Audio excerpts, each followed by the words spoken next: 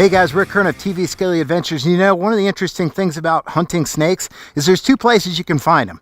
You can either find them in your serpentarium or your facility or out in the field. And the great thing about Midwest is they have tools for both of those occasions. And today I want to show you one for when you're out in the field, and that is the Professional Field Hook by Midwest Tongs. This is an awesome piece of equipment, guys. I got to tell you, it's super durable. Let me tell you, it's got a titanium hook on the end here that has actually got a slight curve in the end of it, which is great for hooking and lifting up things. And like I said, it's made out of titanium. It's got just a slight bevel on this point here, but yet it's not pointed to the point where it would damage an animal if it were to graze it. It's got a machine texture on here that's got a nice feel to it and is great for gripping. As you move up, of course, it's got the heavy aluminum shaft here and it's topped off by a grip. But let me show you this thing in action. This is a very, very heavy log here. I know, because I'm in the process of cutting them up.